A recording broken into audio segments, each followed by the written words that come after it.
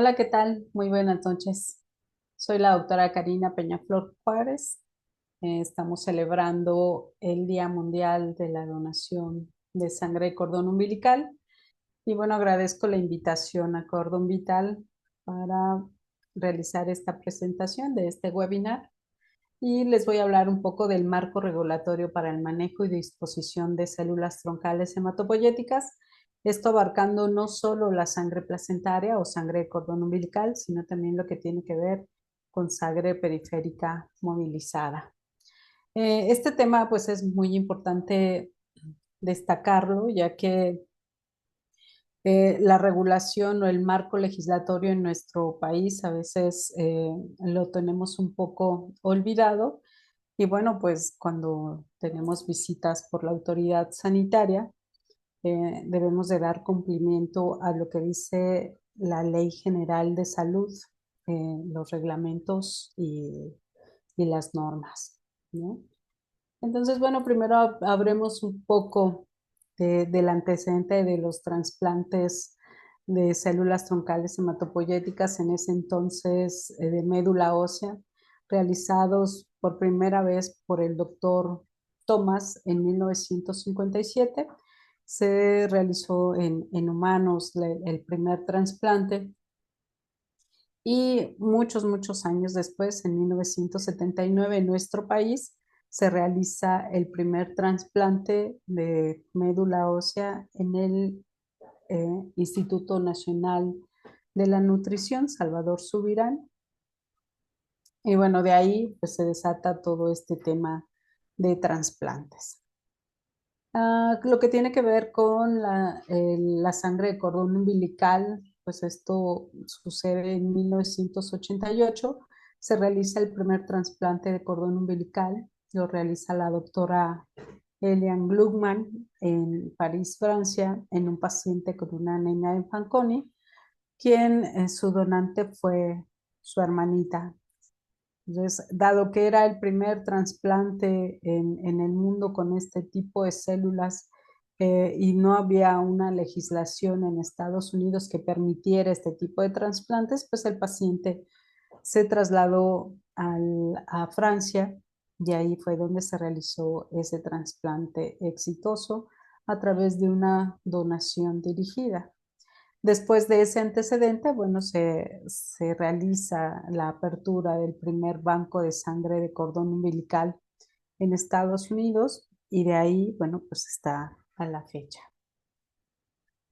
¿Qué sucede en México? Bueno, pues en México, gracias al visionario, a tres personas visionarias en nuestro país y gratamente en el Instituto Mexicano del Seguro Social, a través del doctor Mayani, la doctora Novelo y el doctor Ángel Guerra Márquez, se tiene el proyecto de abrir un banco de cordón umbilical en el IMSS, el cual inicia en el año 2003, empieza a planificar y en el 2004 se apertura ya con inicio de funciones en el 2015, ya con una certificación, perdón, con una certificación ISO 9001-2008 y ahora, bueno, pues se continúa certificado. El primer trasplante que se realiza en esa institución es en el Hospital General del Centro Médico La Raza. En el año 2005 se realiza ahí el primer trasplante. Pero bueno, ¿qué sucede después? Pues derivado de esos antecedentes y del éxito que hubo con los trasplantes de sangre de cordón umbilical, pues se abrieron bancos de cordones privados y bancos públicos. Bancos públicos actualmente solo está el Banco de Cordón Umbilical del Centro Médico Nacional La Raza, del Instituto Mexicano del Seguro Social. Hay un banco híbrido en Monterrey, que está en el Hospital Universitario de Nuevo León. Está el del INDRE, y bancos privados, pues está BCU y Cordón Vital. Cabe destacar que Cordón Vital tiene una acreditación internacional que la otorga la Asociación Americana de Bancos de Sangre en su apartado de terapia celular. Y esto pues es importante saber que los bancos que se aperturan pues nazcan con con un certificado de acreditación de todos sus procesos. Ahora vamos a entrar un poco a lo que tiene que ver con el marco legal y la legislación, recordando primero, como se muestra en esta pirámide, cómo están conformadas las leyes en nuestro país y todo lo que está aquí es de observancia obligatoria tanto para sujetos públicos como privados. Eh, Están primero las normas oficiales mexicanas en la base, seguida por los reglamentos, los decretos, las leyes federales, los tratados internacionales y la Constitución. Obviamente todo esto va a conformar nuestro marco legal y debemos de dar cumplimiento cabalmente.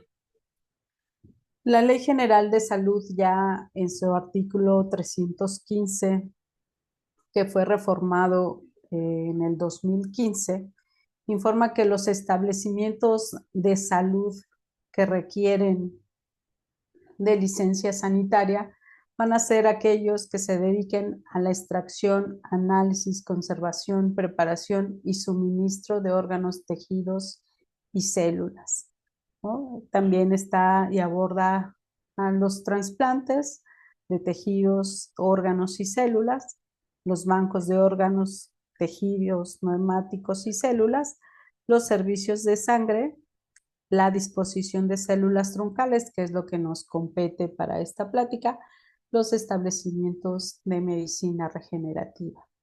Entonces, bueno, pues estamos obligados a tener una licencia sanitaria. Y bueno, ¿cuáles son estas licencias sanitarias y cómo se dividen?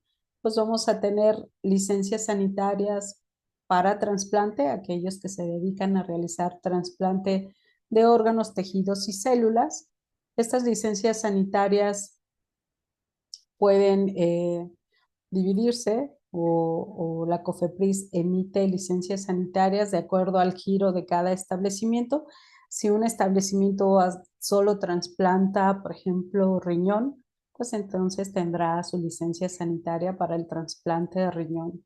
Si en esa institución médica, en ese hospital público o privado, hacen además trasplantes de tejidos como córnea, bueno, pues entonces se sumará un nuevo tejido y se hacen trasplante de células troncales hematopoyéticas, pues esa licencia sumará ahora esa nueva modalidad.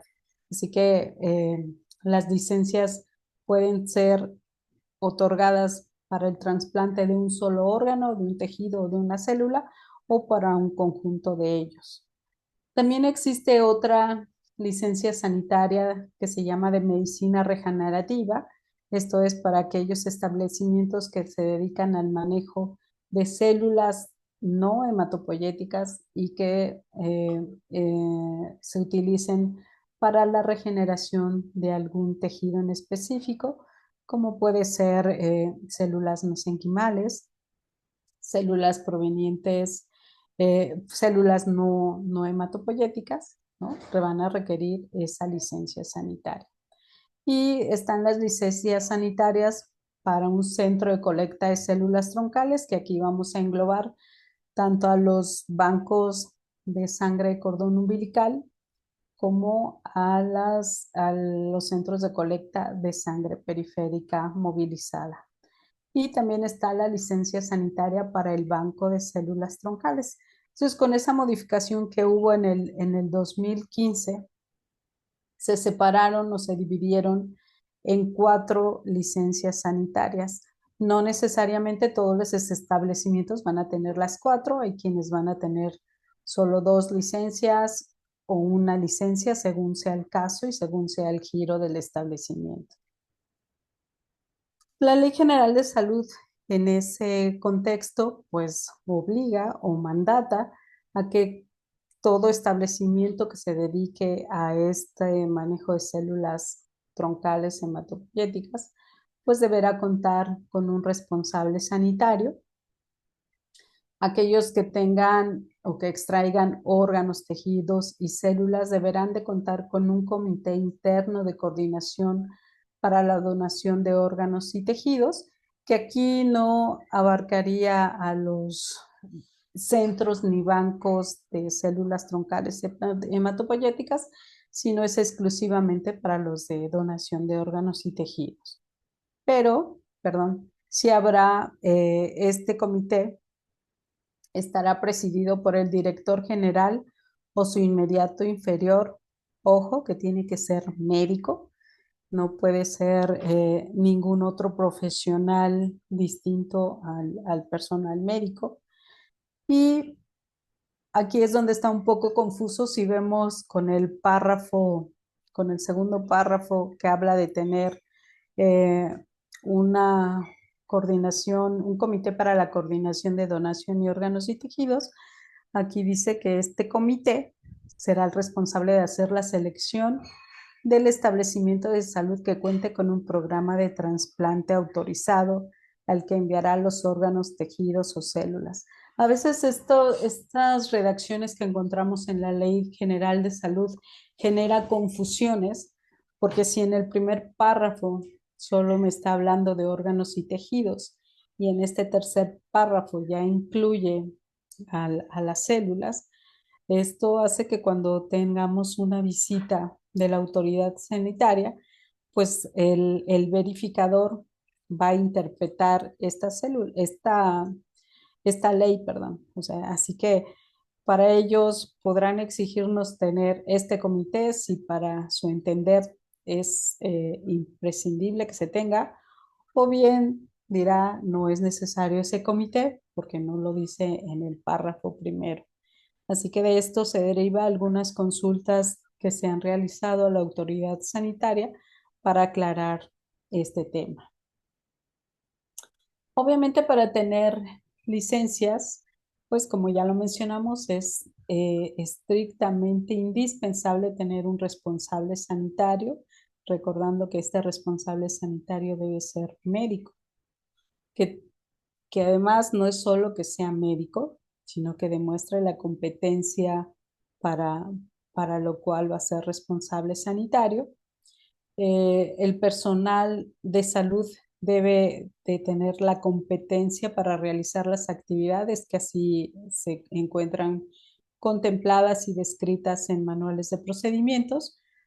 Así que va a tener a un responsable sanitario, pero también habrá personal médico y paramédico que debe dar cumplimiento o demostrar su competencia para realizar actividades relacionadas con el giro que tenga o la licencia que le haya otorgado la autoridad sanitaria. Es importante tener manuales de procedimientos de todo lo que se realice en los establecimientos, obviamente destinados a cada giro. Eh, Otra cosa que también señala este artículo de la Ley General de Salud, que es que el Comité Interno de Trasplantes, esto se refiere a las unidades médicas que realizan trasplantes, deberán contar con un comité interno, deberán tener este comité interno también un comité interno de trasplantes que pueda hacer la selección del disponente y receptores para trasplantes. Todo esto se sesiona en un comité cuando existe ya el destino de estas células u órganos van a trasplantarse en un paciente, pues el paciente se debe sesionar en estos comités y estos comités presentarán a los pacientes, los médicos tratantes presentan al comité a los pacientes y se sesiona y deciden que haya o no, si tiene la indicación para trasplante. A su vez, este comité interno de trasplantes tiene que presentarlo al comité de bioética de la institución para asuntos de su competencia. Esto es que no podemos ni utilizar órganos ni utilizar células para lo cual no esté científicamente comprobado. Entonces es importante que los establecimientos donde se realizan los trasplantes pues también tengan un comité de bioética que sesione con ellos. En este artículo que es muy largo, el artículo 316 de la Ley General de Salud, mandata que los establecimientos que realicen actos de disposición y que esto tiene que ver con la obtención, procesamiento, conservación, distribución y uso, tengan este, un comité de medicina transfusional, el cual se sujetará a lo que diga la Secretaría de Salud. El establecimiento que cuenten con servicios de extracción, análisis, conservación y preparación y suministro de órganos, tejidos y células deberá conformar un subcomité que debe presentar los casos al Comité Interno de Trasplantes. Esto está relacionado con los hospitales que realizan trasplantes, los hospitales o las unidades médicas que tengan dentro de su establecimiento un servicio de trasplantes, pues deben de tener eh, estos comités funcionando. Estos también, el Centro Nacional de la Transfusión Sanguínea es el que regula todo lo que tiene que ver con las células troncales hematopoyéticas, así que cada establecimiento tiene la obligación de enviar un informe mensual al Centro Nacional sobre su productividad. En este artículo 321 bis, que quise ponerlo aquí, que es importante destacar, es que la Secretaría de Salud deberá promover que en todo establecimiento donde se realicen atenciones obstétricas o haya nacimientos, eh, se, se solicite que de manera voluntaria las mujeres donen la sangre placentaria para obtener sus células troncales o progenitoras. Si bien esto se encuentra en la Ley General de Salud, en la práctica no es así. Eh, si recordamos, tenemos solo un banco de cordón umbilical 100% público y, eh, y bueno, lo que tenemos ahora son bancos privados donde las mamás contratan un servicio para resguardar las unidades para un uso futuro. En, esperemos que no se requiera. Esto es como un seguro de auto que lo contratas esperando no usarlo, ¿no? Pero bueno, pues ahora está dentro de los bancos privados el poder resguardar este tipo de unidades. Finalmente vamos a abordar ahora otro artículo que es el 341 bis, que ya no habla solo de la donación de sangre placentaria, aborda la donación de células troncales hematopoyéticas obtenidas de sangre periférica movilizada. Esto tampoco se ha dado cumplimiento. Esto ya se encuentra dentro del margen de la Secretaría de Salud, quien debe emitir cuáles son las disposiciones que van a regular este tipo de donación, la infraestructura que deben de contar las unidades médicas. Así que si bien estos dos artículos que les presenté, pues son cosas que quiero poner de ejemplo que están contempladas en la ley, pero que en la práctica no se realizan.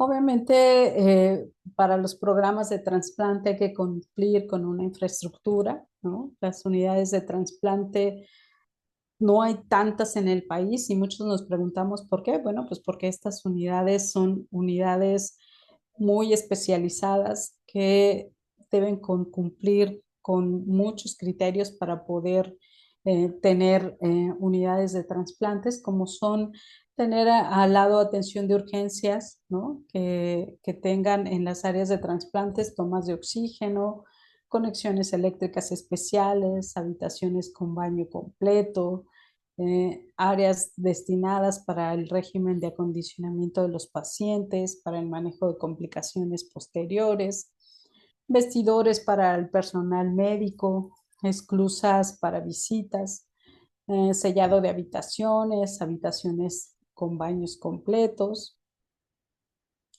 habitaciones con filtros CEPA. Los filtros CEPA sirven para esterilizar el aire y prevenir infecciones en pacientes que reciben este tipo de trasplantes de células troncales hematopoyéticas, sobre todo en pacientes que reciben un trasplante halogénico o haploidéntico.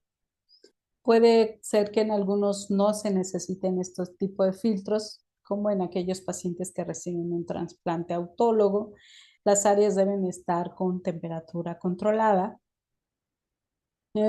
Revisar que los flujos de aire sean los adecuados para prevenir riesgos de contaminación. Eh, limpieza especializada. Así que si ustedes ven, bueno, pues tener una unidad de trasplante no es tan sencilla. ¿Y qué pasa con los centros de colecta y los bancos de células troncales? Bueno, pues ya les decía, los centros de colecta de células troncales para obtener sangre periférica movilizada también deben tener un área específica para la colecta. Debe haber máquinas para las mismas. En el caso que se resguarden eh, células troncales provenientes de sangre placentaria o sangre de cordón umbilical, bueno, pues se debe tener un hospital de ginecobstetricia donde se va a hacer la recolección por personal capacitado y tener convenios.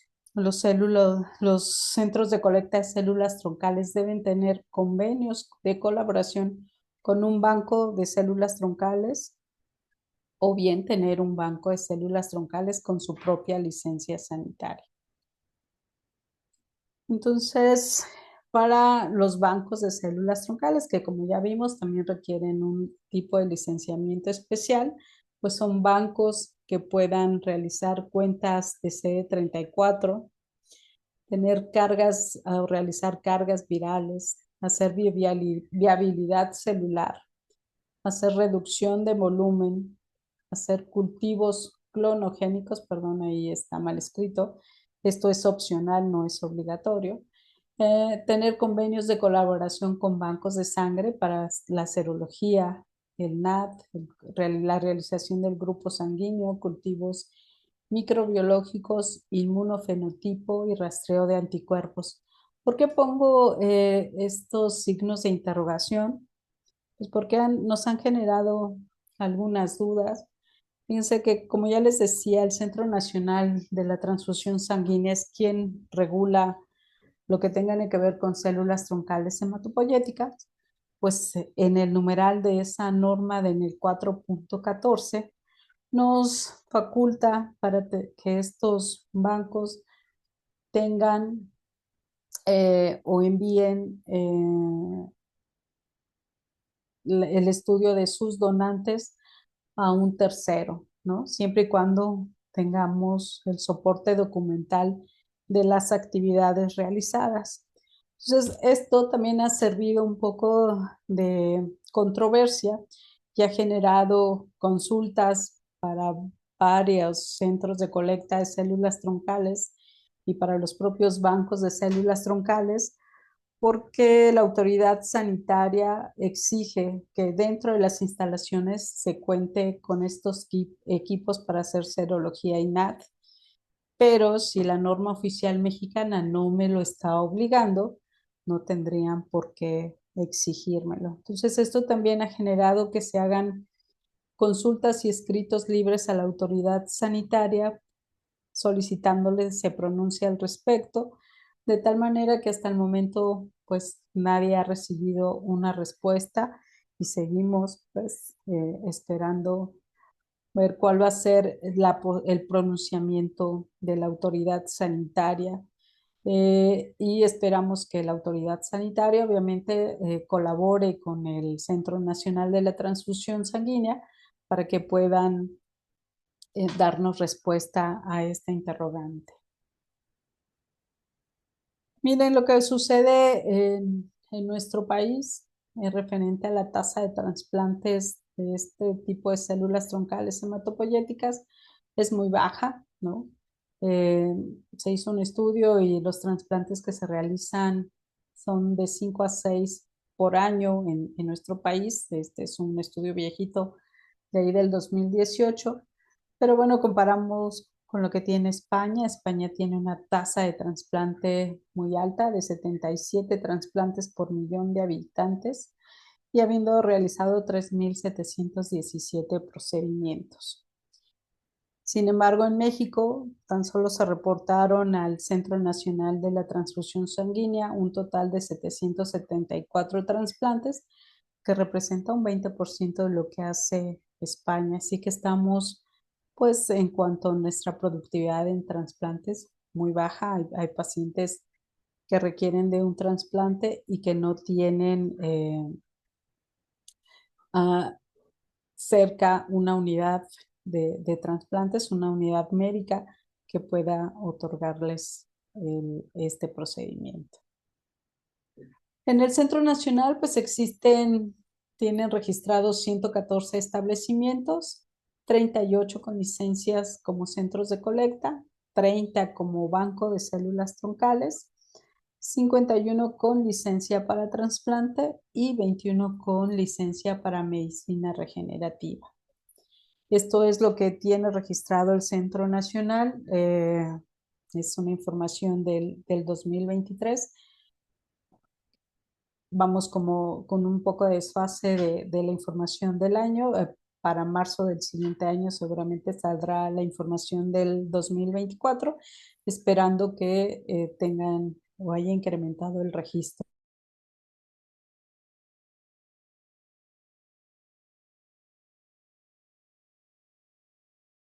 en el sector privado. Un 10% lo tiene el IMSS, un 6% lo tiene eh, otras instituciones, y este es el cumplimiento de los informes mensuales. Si ustedes ven, está por debajo del cumplimiento. Hay un cumplimiento tan solo del 64% de los informes. Y bueno, pues estos son nuestros retos: poder contar con mayor personal capacitado en el país para el manejo y la disposición de células troncales, explorar obviamente en el país ya el uso de terapia celular, el uso de terapia de células que han, que han tenido eh, que se han utilizado para trasplante celular, acercar la oportunidad de trasplante a los pacientes y obviamente al acceso a los estudios de inmunogenética.